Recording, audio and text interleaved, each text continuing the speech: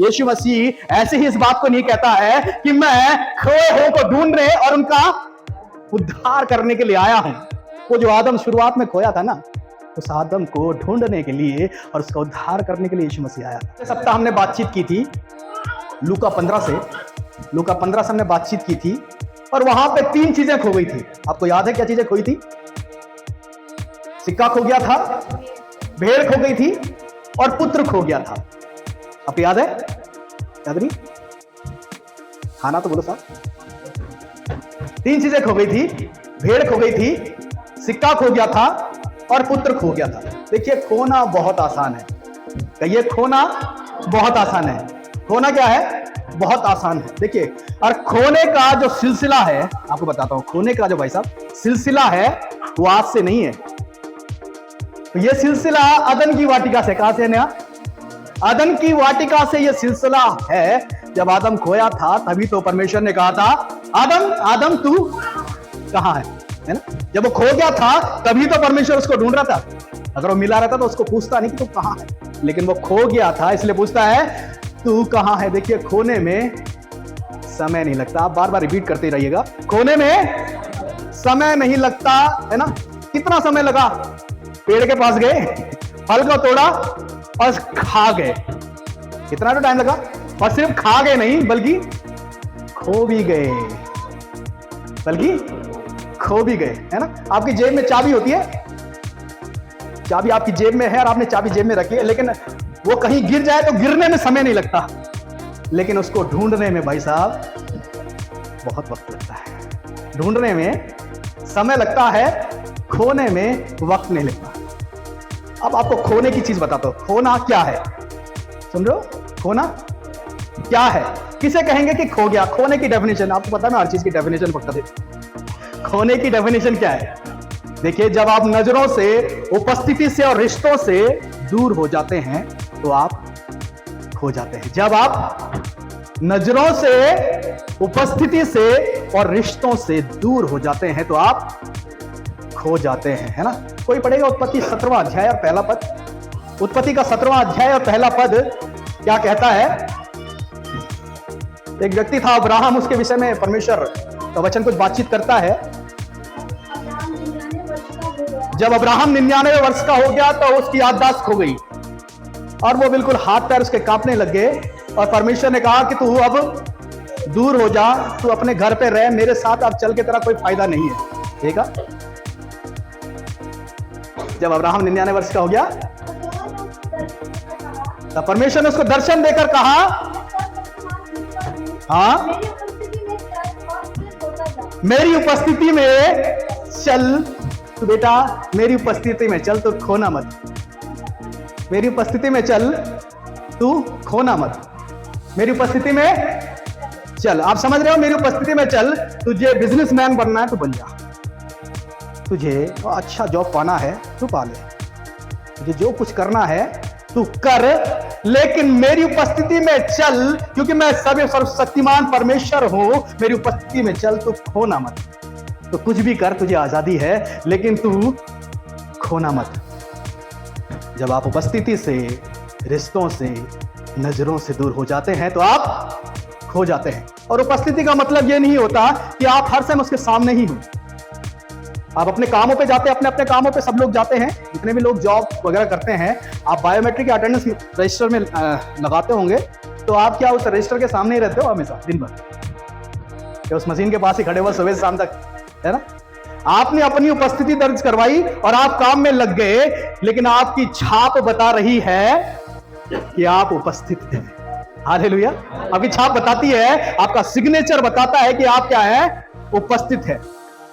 आपको मैंने 3 मजूसियों की घटना सुनाई थी। वो आया और उनको सोना मूल्यवान चढ़ाया, यहां तक हो गया था। उसके बाद क्या हुआ? उसके बाद यूसुफ ने उस मसीह को खोने नहीं दिया। यीशु पैदा हुआ, लेकिन यूसुफ ने, मरियम ने मसीह को खोने नहीं दिया। कोई पढ़ लेगा अगर सही रहेगा, मत्ती की किताब उसका 2 अध्याय 13वां 14वां पद। मत्ती की किताब उसका 2 अध्याय 13वां 14वां पद कहता है, उनके चले जाने के बाद, किनके चले जाने के बाद? जो 3 मजूसी आए थे, सोना मूल्यवान लाए। उन 3 मजूसियों के बाद, उनके चले जाने के बाद क्या हुआ? हाँ उस बालक को और उसकी माता को लेकर मिस्र देश को भाग गए। हाँ और जब तक मैं तुझसे ना कहूँ तब तक वहीं रहना, क्योंकि हेरोदेस उस बालक को ढूंढने पर है कि उसे मरवा डाले। तब मैं रात ही को उठकर बालक और उसकी माता को लेकर मिस्र को चल दिया और हेरोदेस के मरने तक वहीं रहा। हालेलुया। यीशु जो पैदा हो गया एक बार, तो यूसुफ ने और मरियम ने उसको बचा के रखा, उसको खोने नहीं दिया। देखिए अक्सर हमारी जिंदगी में भी मसीह पैदा हो जाता है, बहुत आसानी से पैदा हो जाता है, लेकिन हम उसको खो देते हैं, क्योंकि खोना बहुत आसान है। खोना बहुत आसान है, खोने में वक्त नहीं मिलता। और अगर आपने निर्गमन की किताब को गौर से पढ़ा होगा, खोने में वक्त नहीं लगता, ये मेरा मैसेज है आज का। खोने में क्या वक्त नहीं मिलता, वक्त नहीं मिलता, खोने में वक्त नहीं लगता, है ना। आपने निर्गमन की किताब पढ़ी, उसका दूसरा अध्याय पढ़ा है, मुझे पता है आपने पढ़ा है, और लिखा है वहां पे किस प्रकार से उसकी माता ने, एक मूसा की मां ने उस छोटे से बच्चे को खोने नहीं दिया। आपको पता है, लिखा है 3 महीने तक उसने उसको क्या कहा, क्या किया, छिपा के रखा। और जब वो छिपा ना सकी तो एक सरकंडों की क्या बनाई, टोकरी बनाई, और उस पर चिकनी मिट्टी की राल लगाकर उसको नील नदी के बीच में रख दिया। क्यों? ताकि वो खोए ना, वो बच जाए, ताकि वो क्या हो, बच जाए। और उसकी बहन बड़ी दूर से देखती रही, क्या मेरे भाई का क्या होगा, मेरे भाई का क्या होगा। और जैसे ही वो बच्चा फिरौन की बेटी को मिलता है, उसकी बहन दौड़ के आती है, बोलती है भैया चाहे कुछ भी हो जाए, तुमको हम खोने तो नहीं देंगे, तुमको हम खोने तो नहीं देंगे। और बच्चा जब बड़ा हो गया, अभी दूध पीने वाला नहीं है, अभी बड़ा हो गया, अभी बड़ा हो गया, ये बच्चा बड़ा हो गया, और एक दिन क्या होता है, 2 लोगों की लड़ाई में उलझ जाता है। आपको पता है, एक बच्चा जिसे बड़ी मुश्किल से बचाया था, जिसको मुसीबतों से बचाया था, हमने आपको बताई थी 3 प्रकार की सेवाओं के द्वारा ये बच्चा बचाया गया था, है ना, जिसको मिस्र की सबसे उत्तम शिक्षा मिली थी। आपको पता है कि इस मूसा को सबसे उत्तम शिक्षा मिली मिस्र की, क्योंकि राजमहल में रहता था, सबसे अच्छी शिक्षा मिली, सबसे अच्छी परवरिश के अंतर्गत पला बड़ा, है ना। लेकिन एक दिन 2 लोगों के झगड़े में पड़ता है और 40 साल के लिए खो जाता है। 40 साल के लिए क्या हो गया, खो गया। उसके बाद मूसा कौन है, कहां है, कुछ पता नहीं। आपको याद है ना सब कुछ, एक गुमनामी के अंधेरे में यह मूसा खो गया। खोने में वक्त नहीं लगता, लेकिन ढूंढने में 40 साल लगे। ढूंढने में क्या हो गया, 40 साल लगा। एक और महापुरुष के बारे में बताता हूं। एक और महापुरुष थे, बाइबल में कहा जाता है कि इनसे ज्यादा विद्वान कोई नहीं था, इनसे ज्यादा विद्वान कोई नहीं था, इनको सबसे ज्यादा बुद्धिमान माना जाता है ना। इनका नाम था सुलेमान, इनका नाम था सुलेमान। और सुलेमान वही सुलेमान है जो कहता है अपनी सारी कल्पनाओं को यहोवा पर सिद्ध होने के लिए डाल दे, वो तेरे मनोरथों को, तो मैं तेरे लिए सीधे मार्ग को निकालेगा। ये वही सुलेमान है, सीधे मार्गों की बातें करता है, और जिसने नीति वचन में मैक्सिमम जो बातें हैं, ज्ञानवर्धक बातें, वो सारी सुलेमान ने लिखी हैं। और ये वही महाशय हैं जिन्होंने परमेश्वर के लिए मंदिर बनाया था। हमने क्रिसमस की सीरीज में मंदिर के विषय में जाना, वही मंदिर इस सुलेमान अंकल ने बनाया था। और इनको भी खोने में वक्त नहीं लगा, इनको भी खोने में वक्त नहीं लगा। पहला राजा और उसका 11वां अध्याय कहता है कि सुलेमान का मन फिरौन की बेटी और बहुत सारी विजात के स्त्रियों पे लग गया। कौन पढ़ेगा? पहला राजा उसका 1 से लेकर 8 तक में लिखा है कि उसका मन बहुत जल्दी पढ़ना इस बात को। विजातिया स्त्रियों, बाबा कितने टाइप किए हैं। हाँ, इनके विषय में यहोवा ने इस्राएलियों से कहा था, तुम उनके मध्य में ना जाना और ना वे तुम्हारे मध्य में आने पाए। वे तुम्हारा मन अपने देवताओं की ओर निसंदेह फेरेंगे। उन्हीं की पृथ्वी में सुलेमान लिप्त हो गया। हाँ, उसके साथ 100 रानियां और 300 रखेलियां हो गई थी। हाँ, और उसकी इन स्त्रियों ने उसका मन भटका दिया। हाँ, जब सुलेमान बुरा हुआ तब उसकी स्त्रियों ने उसका मन राय देवताओं की ओर भटका दिया और उसका मन अपने पिता दाऊद के। समझ गए आप, समझ गए। बहुत नानी, बहुत बात होगी, है ना। खोने में क्या हो गया, वक्त नहीं लगा। खोने में वक्त नहीं लगा, पाने में कितना समय लग गया, 40 साल लगे, लेकिन खोने में वक्त नहीं लगा। लास्ट में कहता सब बेकार, सब बेकार है, सब बेकार है, ये भी बेकार है, बेकार है। एक नेगेटिव सी बात है उसने पूरी लिख दी, ये भी बेकार है, ये भी बेकार है, सब बेकार है। अपना तो जिंदगी में मजे ले लिए, दूसरों को कह रहा बेकार है।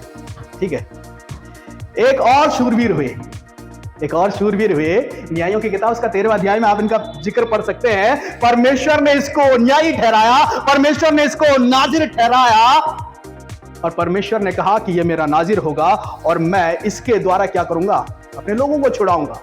एक बड़ी जिम्मेदारी के तहत परमेश्वर ने इसको इस संसार में लाया था। और ये वही है जिसने जबड़े से, गधे के जबड़े से क्या कर दिया था, 1000 लोगों को मार दिया था। कौन बताएगा इसका नाम क्या था? सिमसोन इसका नाम था। और इतना शूरवीर, इतनी ताकत इसकी थी कि इसने लोमड़ियों की पूंछ बांधी थी। मैं कल पढ़ रहा था इस बारे में, तो लोमड़ियों की 300 लोमड़ियों की पूंछ इसने आपस में बांध दिया और इसने बहुत सारे काम किए, कांड किए बोल सकते हैं उनको, है ना, बहुत सारे काम किए इसने। लेकिन खोने में इसको भी वक्त नहीं मिला। जिन बालों में सामर्थ्य थी, एक दिन नाई के सामने खुद ही झुक गया, काट लो, खुद ही अपना सर आगे कर दिया। और उसकी जैसे उसने अपना सर आगे किया, वैसे ही लिखा है उसकी ताकत क्या हो गई, खत्म होगी, इसकी ताकत चलेगी। खोने में वक्त नहीं लगता, खोने में उसको कोई वक्त नहीं लगा। देखिए, भेड़ खोई, बेटा खोया, सिक्का खोया, इसका कोई जिक्र नहीं है कि कैसे खोया। हमने देखा कैसे खोया कि एक दिन भेड़ अलग में चल रही थी और वो दौड़ते दौड़ते कहीं गिर गई, ऐसा कुछ लिखा हुआ है ना। एक दिन एक स्त्री उछाल उछाल के सिक्कों को ले जा रही थी और अचानक वो गिर गया, ऐसा लिखा है? ऐसा कुछ जिक्र नहीं है, कोई जिक्र नहीं है, क्योंकि खोने में वक्त नहीं लगता। अचानक कुछ चीज क्या हो जाती है, गायब हो जाती है, खो जाती है। और खोने में क्या होता है, टाइम नहीं लगता। एक चेला था, यीशु मसीह की मिनिस्ट्री में ट्रेजरर था। पैसा सुन रहे, यीशु मसीह की एक मिनिस्ट्री थी, उसमें वो क्या था, ट्रेजरर के पद पे आसीन था। और हर जगह जहां जहां बाइबल स्टडीज होती थी, ये चेला भी अक्सर दिखाई देता था, साथ में होता था, साथ में हर जगह होता था। लेकिन एक दिन ऐसा भी आया कि उसने 40 चांदी के सिक्कों के लालच में यीशु को क्या कर दिया, बेच दिया। खोने में वक्त नहीं लगता, अपना सब कुछ छोड़कर यीशु के पीछे हो लिया और 40 चांदी के सिक्कों में उसी यीशु को बेच दिया। खोने में टाइम नहीं लगा। मैं सोचता हूं, मेरे हमेशा एक विजुअल आता है, जब उसने फांसी लगाई होगी तो उसके बाद उसकी आंतड़ियों को चील कौओं ने खाया होगा। मुझे ऐसा शो होता है, जिस खाने के चक्कर में उसने ज्यादा ही पेट अपना बड़ा कर लिया था, जिन चांदी के सिक्कों के लालच में उसने यीशु को बेच दिया था, एक दिन उसी पेट को उन चील कौओं ने खाया होगा। खोने में वक्त नहीं लगता। देखिए, मसीह ऐसे ही नहीं कहता। लूका की किताब 19 अध्याय में 19वें अध्याय के 10वें पद में यीशु मसीह ऐसे ही इस बात को नहीं कहता है कि मैं खोए हुओं को ढूंढने और उनका उद्धार करने के लिए आया हूं। वो जो आदम शुरुआत में खोया था ना, उस आदम को ढूंढने के लिए और उसका उद्धार करने के लिए यीशु मसीह आया था। हालेलुया। वो ऐसी बात नहीं करता कि मैं ऐसे ही नहीं आया गया, उसने अपने प्राणों को दे दिया। क्यों? ताकि हम खोए ना, ताकि हम क्या खोए ना। उसके मुंह पर थूका गया, आप समझ रहे हैं, उसके मुंह पर थूका गया, किस लिए? ताकि हम खोए ना। और उसके सर पे कांटों का ताज गूंथा गया ताकि हम क्या हो, खोए ना। उसने कहा चाहे मेरे हाथों में कील ठोक लो, 39 की जगह 100 कोड़े मार लो, लेकिन तुमको भाई साहब खोने नहीं देंगे। तुमको क्या करेंगे? खोने नहीं देंगे, तुमको खोने नहीं दूंगा, है ना। और एक अंतिम बात मैं आपको बताता हूं। मैंने एक दिन आपसे कहा था, हम ढूंढते उसको है जिससे हमारा संबंध होता है। हम किसको ढूंढते हैं भाई? मैं किसी को थोड़ी ढूंढ लूंगा ऐसी। हम उसको ढूंढते हैं जिससे हमारा संबंध। आज जो चर्च नहीं आता, बोलते क्या हो गया यार, आज जो चर्च नहीं आया। हम क्यों ढूंढते हैं इसको? क्योंकि हमारा संबंध है ना। हमें कैसे पता कि 2 हफ्ते से नहीं आया? कैसे पता? क्योंकि हम इसको ढूंढते हैं। हम ढूंढते किसको हैं? जिससे हमारा संबंध होता है। मैंने आपको बताया था कि स्कूल में जब जेनेसिस वहां पढ़ती थी तो सब बच्चों की एक ड्रेस रहती थी और ये जाली के अंदर बंद रहते थे और सब बच्चे एक जैसे दिखाई देते थे। लेकिन मैं ढूंढता हमेशा जेनेसिस को था। क्यों ढूंढता था? मैं दूसरे बच्चे को क्यों नहीं ढूंढ रहा हूं? क्योंकि मेरा संबंध, एक पिता का संबंध अपने बेटे से अपनी बेटी से होता है, और एक पिता अपने बेटे और अपने बेटियों को ही ढूंढता है ना। उड़ाऊ पुत्र का जब पिता उसको देखता था तो हर समय उसकी आंखें उस रास्ते पे लगी होती होंगी कि न जाने कब मेरा बेटा क्या हो गया, वापस आ जाएगा, है ना। कब मेरा बेटा क्या हो, वापस आ जाएगा, है ना। देखिए, आज आप कुछ करें ना करें, परमेश्वर से एक वायदा करके तो जाइए कि चाहे कुछ भी हो जाए मैं खोऊंगा नहीं। चाहे कुछ भी हो जाए मैं खोऊंगा नहीं, चाहे कुछ भी हो जाए, मैं खोऊंगा नहीं, ना नजरों से, ना उपस्थिति से और ना रिश्तों से, मैं इनसे खोऊंगा नहीं, है ना। देखिए, जब चरवाहा ढूंढता होगा अपनी भेड़ को तो आवाज लगाता होगा, है ना। अपनी भेड़ को जब ढूंढता होगा तो आवाज लगाता है ना, तो कहता है मेरी भेड़ है, मेरा शब्द सुनती है ना। और उसकी भेड़ उसका शब्द पहचानती भी होंगी, लेकिन पहचानने के बाद भेड़ ऐसा तो नहीं करती होगी कि दुपक्के और भी चिपक गई उस झाड़ी के नीचे, है ना। झाड़ी में चिपक के बैठ जाए, बोले मैं तो नहीं बोलूंगी, मैं तो चुप ही रहूंगी। आज अपने हाथों को उठाकर कहिए, भाई साहब ये प्रैक्टिकल भी है, थ्योरी नहीं है खाली। आज अपने हाथों को उठाकर कहिए कि प्रभु मैं यहां हूं, प्रभु मैं यहां हूं और तेरी उपस्थिति में रहना चाहता हूं। क्यों रहना चाहता हूं? ताकि मैं सिद्ध हो जाऊं और मुझ में किसी बात की घटी न रहे। हालेलुया। तो परमेश्वर का धन्यवाद, एक बार तालियां बजाएंगे परमेश्वर के लिए।